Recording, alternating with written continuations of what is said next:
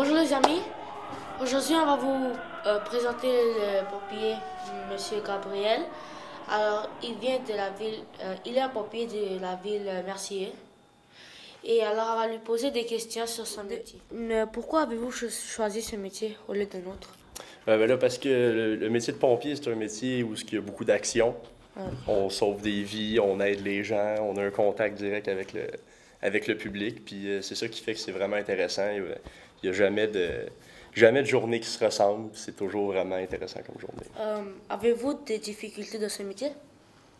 Ben, des fois, ça peut être difficile parce qu'on peut rencontrer là, beaucoup de misère, beaucoup de gens qui l'ont pas facile dans la vie. Tu sais, souvent, il y a des gens morts, il y a des gens qu'on essaie de réanimer. Là. Vous connaissez le RCR, tu sais, on fait ça aux gens, puis des fois, on réussit pas, puis ça peut être difficile. Des fois, on arrive dans des maisons où il y a déjà des morts, puis ça peut être difficile pour certains. Okay. Avez-vous déjà conduit un camion? Évidemment, j'ai déjà conduit un camion. J'ai conduit beaucoup de camions même. J'ai fait le tour là, des camions des autopompes. Ça, c'est ceux qui envoient l'eau. Il y a des camions avec une grosse échelle. Ça, c'est pour aller accéder au toit et tout ça. Puis il y a les camions là, de transport, là, les pick-up, ces affaires-là. S'il y a un feu et la porte est barrée, que vous faites? Ben là, on n'a pas le choix de rentrer. La priorité, c'est d'aller éteindre le feu. Donc, on prend des outils. On a plusieurs outils, dont celle-là. Ça, c'est une hache. Il y a un côté coupant ici, où on peut là, déchirer, si on veut, le bois. Puis on a ce côté-là ici, qui peut venir planter. Ça, souvent, on le plante dans la poignée de porte. Puis ça vient casser le mécanisme. Puis là, la porte, elle s'ouvre. Puis ça devient plus facile. Pour les portes pas trop difficiles. Alors, les amis, comme j'avais dit, on voulait voir les habits. Alors, M. Gabriel nous montre ses habits. Alors, ça, c'est le bas. Ça, c'est le bas. On commence avec ça. Toujours important, quand on le serre, de venir rentrer les pantalons dans les bottes comme ça. Comme ça, quand on arrive, qu'on a un appel, mais c'est beaucoup plus rapide de s'habiller après. Quand on vient serrer ça ici. Oh, c'est trop lourd. Comme ça. Est-ce que vous désirez de mettre ce costume? C'est tellement lourd. Combien de kilogrammes ça pèse combien? Ça peut peser 150 livres. Là. 150 livres. Ça aussi, c'est lourd.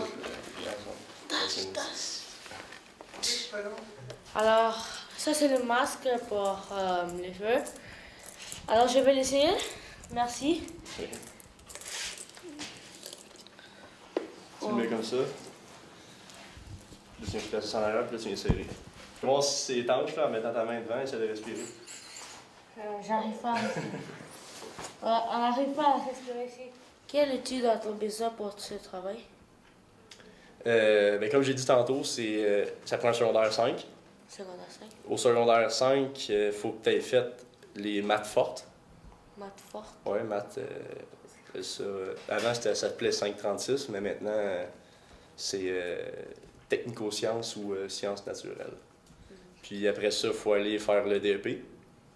Puis après le DEP, ben, on peut être pompier pas mal partout au Québec, sauf à Montréal, à Laval, à Québec, dans le fond, dans les grosses villes, qui eux autres demandent d'avoir 2 ans de cégep de plus.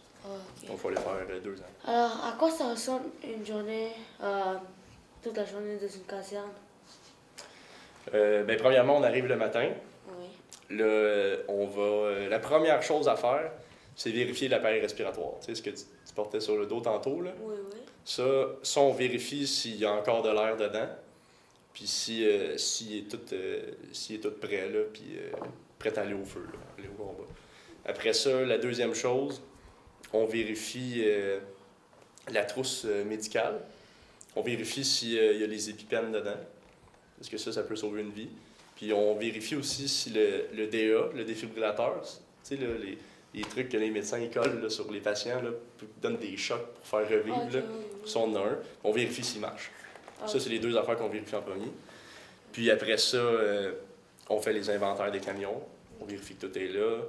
Après ça, on déjeune.